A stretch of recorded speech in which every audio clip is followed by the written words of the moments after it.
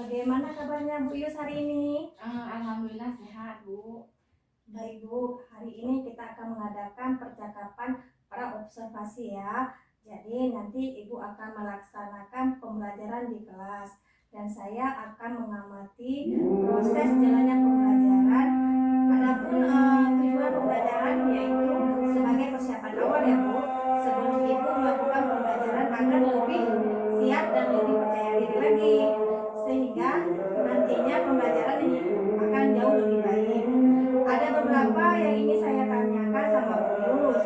Pertama, terkait pembelajaran, kira-kira apa tujuan pembelajaran Ibu kali ini yang akan Ibu capai ya? Jadi berdasarkan rencana pembelajaran yang ingin saya capai, Ya. yaitu mengenai identifikasi mengenai terkaitnya tentang letak posisi strategis negara Indonesia. Oh baik Bu, jadi nanti Ibu akan Ibu tadi mengatakan tujuan pembelajaran yang ingin dicapai, mengidentifikasi informasi terkait tentang letak posisi strategis negara Indonesia ya kan? Baik, selanjutnya bagaimana rencana pembelajaran yang akan Ibu tetapkan, yang Ibu terapkan di dalam strategi pembelajaran dan model pembelajaran tersebut? Baik, untuk strategi pembelajarannya adalah pembelajaran berdiferensiasi berdasarkan kesiapan siswa. Saya akan melakukan pembagian kelompok sesuai dengan kemampuan siswa dan belajar siswa, dan untuk model pembelajaran yaitu model discovery learning. Oh, jadi strategi yang akan Ibu laksanakan yaitu pembelajaran yang berdiferensiasi ya Bu ya. Kemudian model pembelajarannya yang Ibu gunakan adalah model discovery learning ya. Dan untuk media yang Ibu gunakan di kelas apa-apa saja ya? Untuk medianya dalam pembelajaran di kelas saya akan memakai laptop dan saya akan menggunakan infocus dengan materi dalam berbentuk PowerPoint sebagai paparan materi, sebagai rangsangan stimulus yang akan saya berikan kepada siswa untuk dan membagikan LKPD dan menayangkan peta letak negara Indonesia itu sendiri. Oh iya. Kira-kira kapan pembelajaran yang Ibu lakukan? Kegiatan pembelajarannya hari apa, kelas berapa, dan jam berapa ya? Menurut roster atau jadwal pembelajaran yang dibagi di sekolah, baik saya akan berencana melakukan pembelajaran kalau bisa di hari Kamis saja. Terus di kelas 12 karena ini mengenai posisi letak strategis, ini saya berikan di materi kelas 12 di jam 1.2 jam pertama. Baik, berarti nanti baik Bu Yus, nanti di hari Kamis di kelas 12 saya akan berkunjung di kelasnya Ibu Yus ya. Saya akan melakukan observasi di kelas untuk melihat dan mencatat hal-hal apa saja yang Ibu lakukan. Nah, nanti setelah Ibu melakukan pembelajaran di kelas kita akan melakukan percakapan pasca observasi ya Bu. Sebelum kita akhiri, kira-kira dari percakapan kita ini apa yang Ibu dapatkan ya Bu Yus? Jadi saya mendapatkan gambaran tentang media tambahan yang akan saya gunakan dalam pembelajaran lebih interaktif dan lebih berpusat pada siswa. Oh baik Bu Yus. Terima kasih atas waktunya ya Bu Yus, sudah meluangkan waktu untuk berbincang-bincang dengan saya di percakapan pra-observasi. Sampai ketemu lagi ya Bu Yus di observasi dan pasca observasi ya Bu Yus. Baik.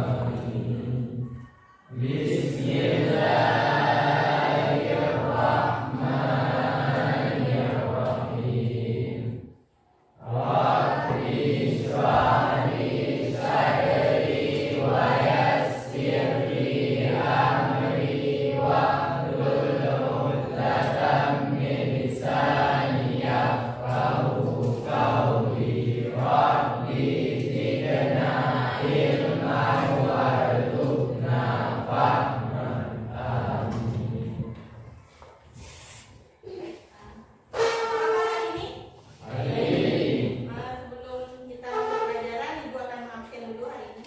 Siapa yang tidak hadir? Ada yang tidak hadir hari ini? Siapa?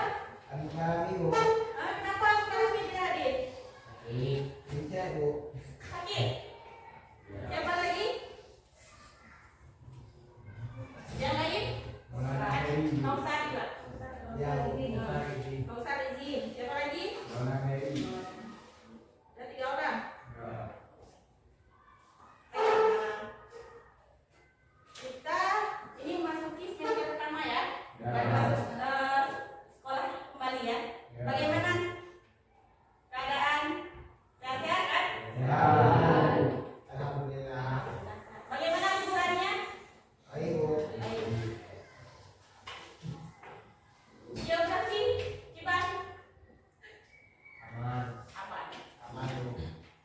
Ibu akan mengulas sekali. Apa itu geografi? Masih ada yang ingat? Masih ada yang ingat?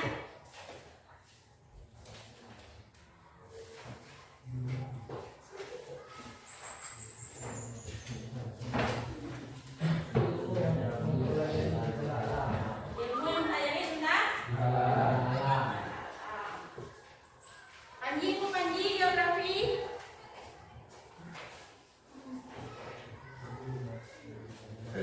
Geo artinya ya, grafi. Nah, berarti geografi lukisan. Apa lukisan Ibu? Ya, ada peta di sini kan? Ini peta Indonesia yang menjelaskan tentang gambaran negara Indonesia. Kalau ini peta yang menjelaskan tentang gambaran dunia. Di kertas, di bidang datar, ya kan? Kalau yang bulat namanya apa? Bukan. Ada peta yang bulat, namanya apa? Ada pernah lihat kan? Peta di kelas ini kan? Ya, globe. Globe adalah gambaran permukaan bumi yang menyerupai sebuah bola. Baik, kita akan masuk ke bab pertama hari ini ya. Tujuan pembelajaran hari ini adalah mengidentifikasi informasi terkait tentang posisi strategis negara Indonesia. Ini tujuan dari bab pertama ini. Coba dibuka di buku halaman 1. Ya, bab 1 posisi strategi Indonesia. Itu akan menayangkan poin mengenai materi ini ya. Bab pertama tentang posisi strategis Indonesia dan potensi sumber daya.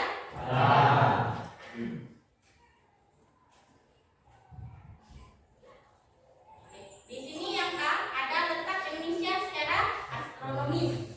Beda ya, astronomis dengan astronomi. Kalau astronomi adalah ilmu yang mempelajari tentang benda-benda luar angkasa. Kalau astronomis, letak suatu wilayah dilihat dari atas garis bintang dan garis bujur. Yang mana garis bintang berarti ya melintang, yang horizontal, yang tidur. Garis bujur ya berdiri. Ya. Berarti Indonesia berada di antara 6 derajat lintang utara di atas di Sabang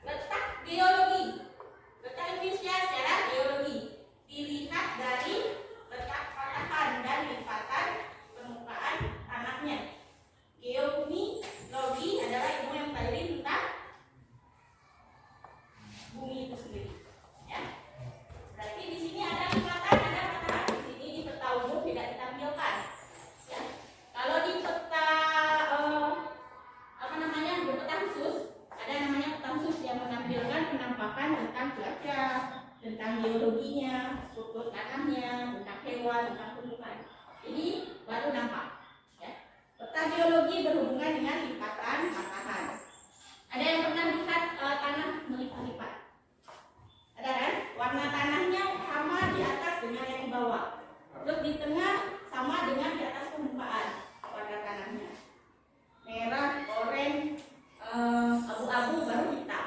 Ya, itu adalah letak tanah dilihat dari struktur geologisnya. Ya. Oke, selanjutnya pengertian dan klasifikasi sumber daya alam. Di halaman berapa? Bagian ini. Coba lihat di bagian D.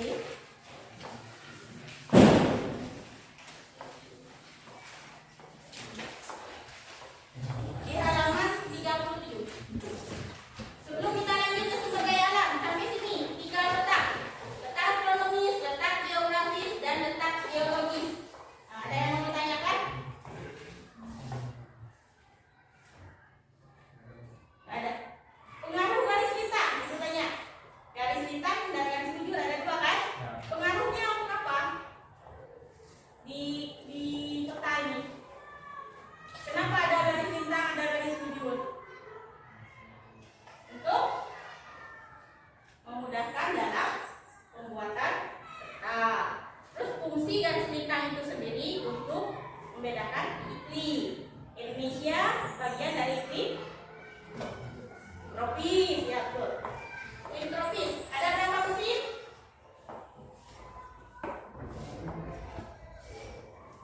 Ada berapa musim? Ada? Empat. Yang pertama musim kemarau, musim pancaroba, pertama musim hujan, yang keempat musim pancaroba kedua. Ya. Musim pancaroba disebut juga dengan musim peralihan. Yang kita rasakan hari ini masuk ke musim peralihan. Pancaroba ke satu. Dari musim kemarau menuju musim hujan. Itu masuk ke pancaroba pertama. Ya. Ini dilihat dari letak garis lintangnya. Nah, lintang yang paling lebar ada lintang 0 derajat di garis ekuator atau garis khatulistiwa. Garis 0 derajat itu adalah garis terpanjang. Di mana letaknya? Di sini. Ini letaknya. Ini adalah garis terpanjang. Ya, disebut juga dengan garis ekuator atau garis khatulistiwa. Kalau garis bujur fungsinya berapa? Di sini ada jam-jam kan? Ada gambar jam kan? Berarti untuk menentukan waktu.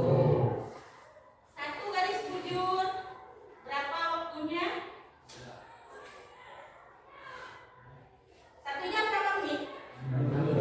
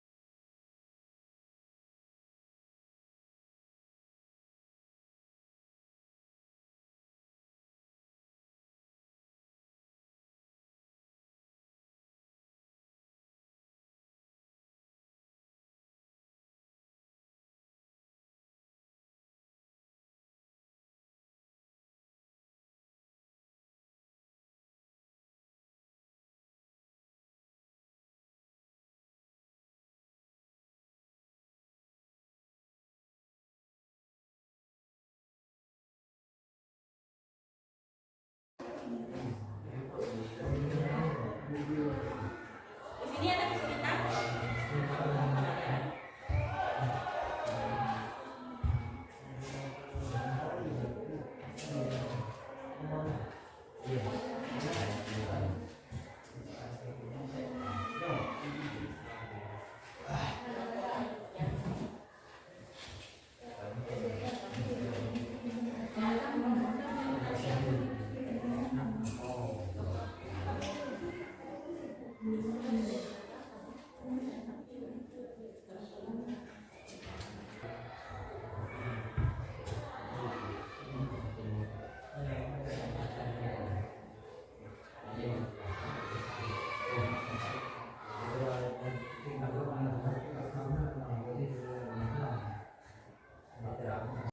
Sudah selesai semua kan? Baik, untuk kelompok yang tampil pertama silakan. Kelompok 2 sudah selesai. Silakan maju ke depan.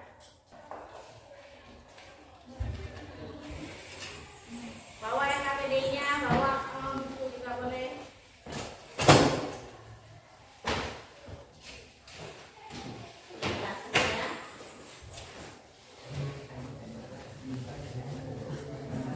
Yang lain tolong simak dan perhatikan apakah jawabannya sudah sesuai dengan yang sudah kalian tadi, ya. Silakan. Assalamualaikum warahmatullahi wabarakatuh. Waalaikumsalam warahmatullahi wabarakatuh. Saya perwakilan dari kelompok 2 ingin membacakan soal yang dikasih oleh Ibu. 1. Dari peta pada menunjukkan fenomena angin muson barat laut atau angin muson barat yang bertiup dari benua Asia menuju benua Australia. Angin tersebut membawa massa air dari Samudra Hindia yang dilewatinya. Kemudian terjadi hujan di wilayah Indonesia. Jadi dampak angin muson barat laut terhadap wilayah Indonesia adalah Indonesia mengalami musim hujan. Selanjutnya. Nomor 2. Selat Malaka menghubungkan Samudra Atlantik dengan Samudra Pasifik.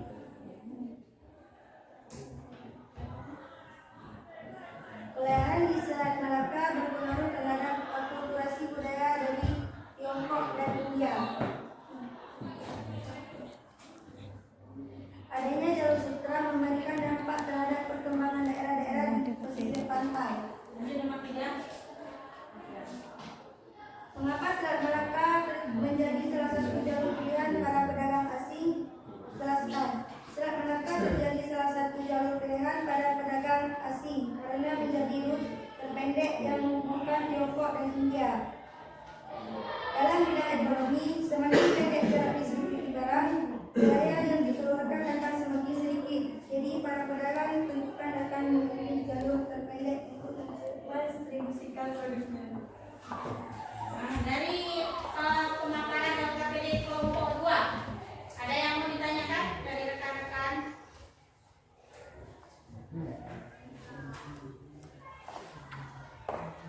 Sudah paham? Radia?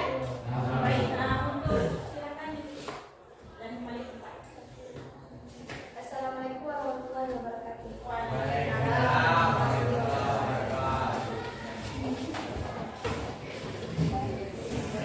Sebelum kita bahas kembali, berarti kita nanti semua catatan ya. Silakan kelompok yang sudah kelompok 4, silakan maju ke depan.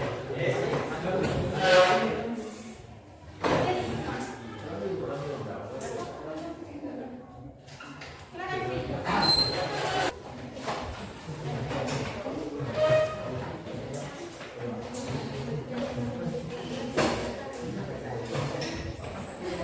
Silakan untuk kelompok 4. Assalamualaikum warahmatullahi wabarakatuh. Waalaikumsalam warahmatullahi wabarakatuh.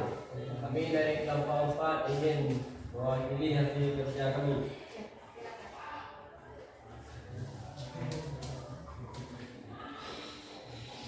Dampak fenomena seperti pada peta tersebut terhadap wilayah Indonesia adalah Pada peta soalnya menunjukkan fenomena angin monsun barat laut atau angin monsun barat yang bertiup dari benua Asia menuju benua Australia. Angin tersebut membawa massa air dari Sumatera Hindia dan dilewatinya. Kemudian terjadi hujan di wilayah Indonesia. Jadi dampak angin monsun barat laut terhadap wilayah Indonesia adalah Indonesia mengalami musim hujan. Selanjutnya nomor 2. Nomor 2, Selat Malaka merupakan perairan yang menghubungkan Sumatera Hindia dengan Samudra Pasifik. Sejak dahulu, Selat Malaka sudah menjadi pelabuhan yang penting bagi perairan dunia. Sekitar 400 pelabuhan dan 700 kapal bergantung pada Selat Malaka. Selat Malaka terletak dalam Pulau Sumatera dan Semenanjung Malaya. Selain tempat pertukaran komoditas, Selat Malaka juga menjadi tempat pertukaran akulturasi budaya, terutama dari budaya Tiongkok dan India. Karena sebagian besar bangsa asing yang singgah di Selat Malaka berasal dari Tiongkok dan India. Adanya jalur sutra di mana Selat Malaka menjadi salah satu jalur utama berdampak pada perkembangan wilayah-wilayah di pesisir pantai.